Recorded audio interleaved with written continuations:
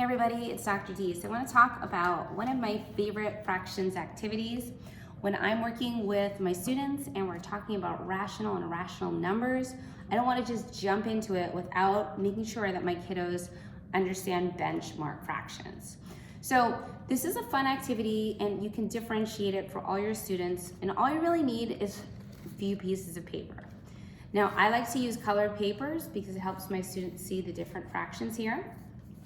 And we start with the benchmark fraction of 1/2. Students fold the paper in half and then they label 1/2 as a fraction and as a decimal. They'll take their next piece of paper and they'll start folding it into fourths. Now, you can approach this many ways. And again, you know your learners. Now, if my students have limited knowledge, I might not want to bounce right into division and say, hey, I want to fold my paper into fourths. I know my entire piece of paper is 8.5, 8.5. How do I figure out what 1/4 is? You can have conversations with them about dividing your paper into fourths. Now, I can also just have them fold. I can have them do both. Folding the paper, folding in half. What would half of 8.5 be? What would be 1/4? And then again, opening the paper up and they can see a fourth. Now, the fun thing is when they start labeling these papers, right? They're seeing 1/4, they're gonna start making connections between equivalent fractions. They'll see here that 1/4 is also equivalent to 2/8. Notice that the fourths and the eighths are exactly the same color because the magic happens when they start labeling the fourths. And what I have them do, it's very easy, is once they fold it into fourths, I want them to take 1/2 of a fourth, right? Because 1/2 of a fourth is an eighth. And the kids get to see that visually right before their eyes, okay? They don't have to fold it again.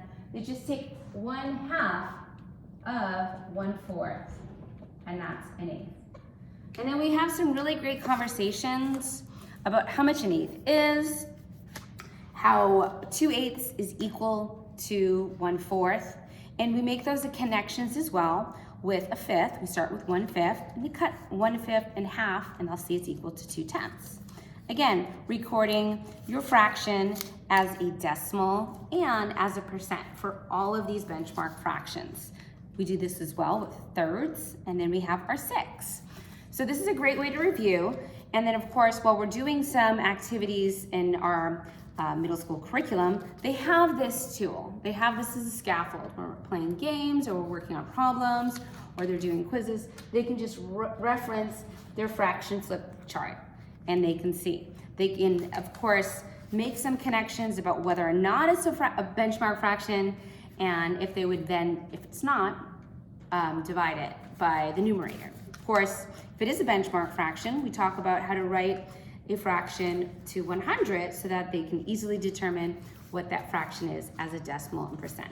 So again, all you're gonna need here is some papers, folding your papers. You can have your students measure the paper with a ruler.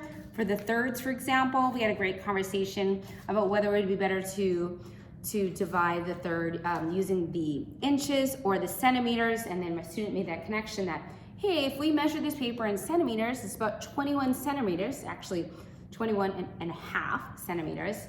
If I divide that by 3, that's about 7, and then we divided 0.5 by 3, which was a great conversation. And the kids got to see those connections here. Cutting it again into 6. So just a great activity to help activate some prior knowledge on fractions, to have conversations about divisions, to make connections to equivalency, and getting your kids to start doing the math. So I'll see you next time, and I hope you have fun with the fraction, decimal, percent flip chart.